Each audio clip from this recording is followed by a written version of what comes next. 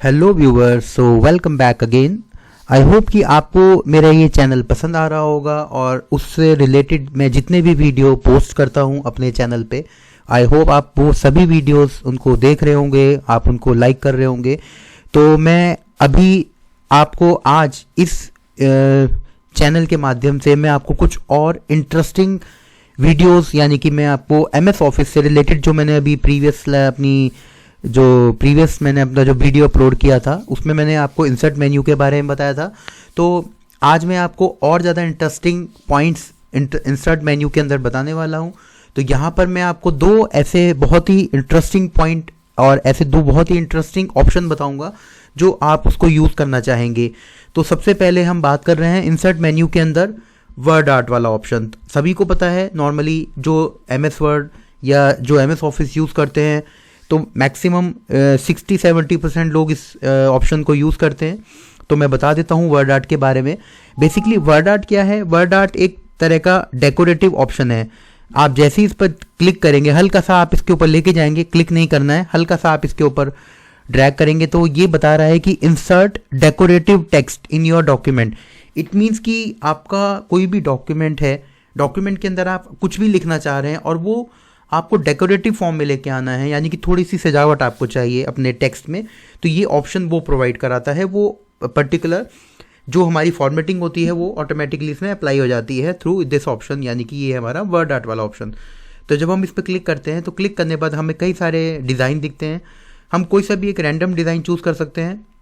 जैसे नॉर्मली लोग जब बैनर बनाते हैं या कुछ प्रेजेंटेशन टाइप की बनाते हैं इन MS वर्ड, तो वहाँ पर लोग यूज़ कर लेते हैं इस तरीके का कुछ एक ऑप्शन ले लेते हैं कि चलो ठीक है कोई भी एक ऑप्शन चलेगा। तो मैं यहाँ पर कुछ भी लिख देता हूँ, लाइक मैं अपना नाम ही लिख देता हूँ, कपिल जोशी। तो मैंने यहाँ पर लिखा है, ऊपर दिखाई दे रहा है आपको ये फ़ॉन्ट साइज़। आप कोई सा भी फ़ॉन्ट लेना चाह रहे हैं, आप साइज़ इंक्रीज़ करना चाह रहे हैं, डिक्रीज़ करना चाह रहे हैं, वो इसमें ऑप्शंस दिए हुए हैं। आप साइज़ को 8 से लेकर 96 तक इसको आप इंक्रीज़ डिक्रीज़ कर सकते हैं।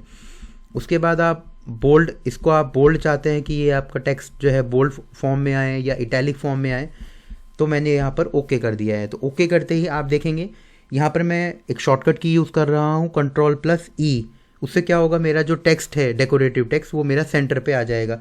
तो अब आप यहाँ देखेंगे कि ये कुछ इस तरीके से दिखाई दे रहा है, थोड़ा सा डेकोरेटिव हो गया, डिज़ाइन हो गया, इसमें कर्व आ गया। और कर्व के साथ साथ ये ऑप्शन एक और पॉइंट और देता है कि आप इसमें जो भी मैंने आपको प्रीवियस वीडियो में बताया था कि कैसे हाउ टू अप्लाई शेडोज़ और आपको 3D के साथ कैसे वर्कआउट करना है, 3D इफेक्ट्स कैसे लेके आने हैं, पोजीशन मैंने आपको बताया था। तो आप क्या कर सकते हैं, इस तरीके से आप अपने और टेक्स्ट को डिज़ाइन दे सकते हैं। स्पेसिंग मतलब ये दो वर्ड्स के जो बीच में, यानी कि जो स्पेसिंग है ये वो मैनेज करेगा। तो बहुत यहाँ पर कुछ ऑप्शंस हैं। वेरी टाइट, यानी कि ये स्पेसिंग, यानी कि हम स्पेसिंग तो नहीं बोलेंगे, हम बोलेंगे दो कैरेक्टर के बीच का जो एक स्पेस होता है ये मैनेज कर रहा है। नॉर्मल करेंगे तो ये थोड़ा सा और खुल जाएगा। इसको अगर हम और कर देते हैं, वेरी लूज़ कर देंगे तो ये और ज़्यादा हमारे कैरेक्टर्स खुल जाएंगे। तो हमारा उस हिसाब से जो टेक्स्ट है डेकोरेटिव टेक्स्ट वो हमारा यहाँ पर बन जाएगा। तो अब मैं इसको चाह रहा हूँ कि मैं इसको इसी तरीके से लाना, तो मैं क्या करूँगा, इसको फाइनल कर दूँगा। लेकिन जब मैं इसके ऊपर डबल क्लिक करूँगा तो वही वर्ड आर्ट वाला ऑप्शन खुलेगा जहाँ पे मैंने इसको छोड़ा था।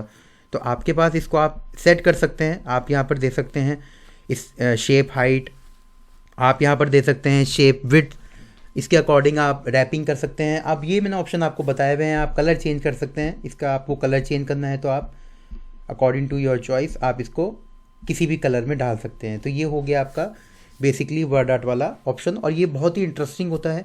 इसका मैं यूज़ बता देता हूँ। सबसे इम्पॉर्टेंट चीज़, इसका यूज़ वहाँ पे होता है जहाँ पर आपको कोई बेसिकली ये जो स्टूडेंट्स के लिए होता है, जहाँ पर हम कोई भी प्रोजेक्ट फाइल या हम कोई प्रैक्टिकल फाइल या नॉर्मली हम कोई भी एक like as a synopsis project, कुछ भी हो सकता है, इट मे बी एनीथिंग, तो हम उस केसेस में फ्रंट कवर के तौर पर यूज़ करते हैं। तो फ्रंट कवर के अंदर ये वर्ड आर्ट वाला ऑप्शन हमें यूज़ करना पड़ता है।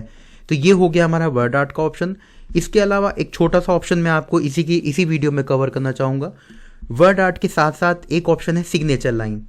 आप चाह रहे हैं कि मैं अपना डॉक्यूमेंट बना रहा हूँ, फ्रंट कवर बना रहा हूँ, और आपको करना क्या है, at the bottom of the page आपको क्या करना है, एक सिग्नेचर अपने लगाने हैं in the form of signature, in the form of name, आप क्या कर सकते हैं, यहाँ पर लिखेंगे आप कपिल, इसके बाद आप सिग्नेचर में फिर दोबारा कपिल लिखेंगे और उसको आप ओके कर देंगे।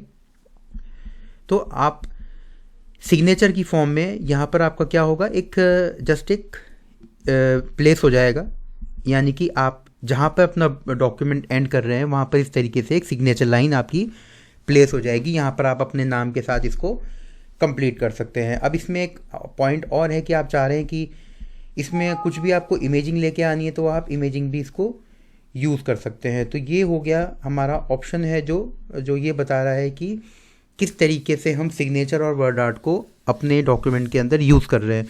तो आई होप आपको ये वीडियो में ये चीज़ें पसंद आई होंगी कि कैसे वर्ड आर्ट और कैसे सिग्नेचर को अप्लाई करना है।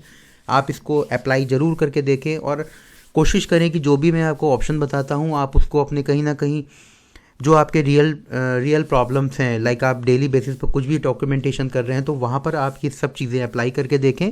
और आपको अगर वीडियो पसंद आया हो तो आप इसको मुझे कमेंट सेक्शन में ज़रूर बताएं और चैनल को सब्सक्राइब करना ना भूलें। So thanks for watching my video.